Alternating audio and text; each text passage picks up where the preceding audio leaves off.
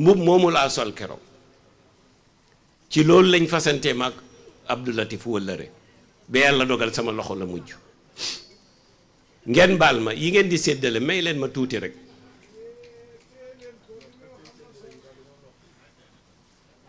Alaaji bu Saaxo moo daan wax ne bu may waxtaan ngay séddale tooñ nga ma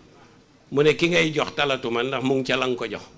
mu ne ki nga joxagut it taluma ndax mu nga yëqatul di xool ndax dana am wala du am loolay dëgg ngeen baal ma rek jotaay bi jeexagut gis nga bi Abdou Latif Guèye di lim franc-maçon yi di lim du ma tudd tur am koo xam ne pour yàq am na ñoo xam ne dañuy taqal nit fekk bokku ci ñooñ tamit nañ leen xàmme am ku jóg taxaw ci diggi jàkka ji ne ko tuddal diw si ci la bokk Alaaji Abdou Aziz na jox ma rajo bi ñu jox ko mu ne sama doom bi ma jur bu ci bokkee limal man Abdou xaw ma sant li yàlla bëgg laa xam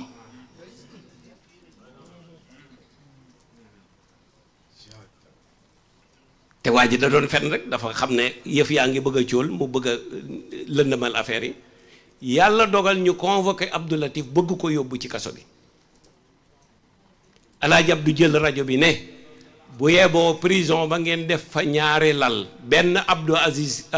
Aziz si benn bi Abdou Latif Guèye ndax lim wax maa ko ko sant te kenn du jàpp ki santaane ki sant bàyyi ki santaane kon nag def leen ñaari lal ci prison bi benn Abdou Latif Guèye benn Abdou Aziz si ca lañ bàyyee Abdou Latif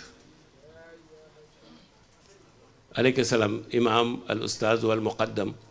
sëriñ alxaaji daam kebe ñu ngi lay nuyu di la ziyaar yàlla def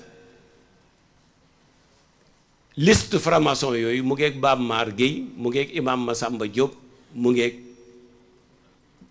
maam Maxtaar Guèye ak ya ca dolleeku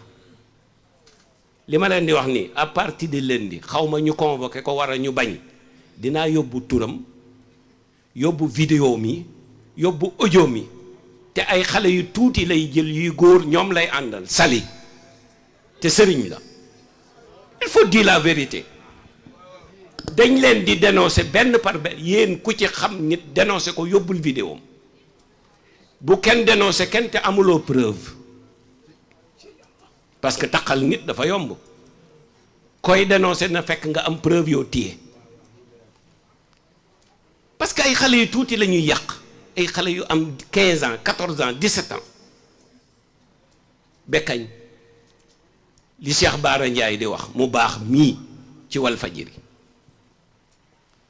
lu neex waaye nag na wax waaye man dama koy déglu 24 heures sur 24 parce que lu am njëriñ rek lay wax te du parparloo nit ñi nag Sénégal nag moo neexul waxe waaye du tee ñu wax ngeen baal ma ci waxin bi damay nettali li mu wax moom Cheikh Baara Ndiaye jeudi la ko wax mu ne ni jigéen neexee nga bàyyi fi jigéen ñi ne góor rek waaye ma ne ko alquran la maa laka fi banaatika min xaqin du loolu lañ waxoon yonti yàlla loolu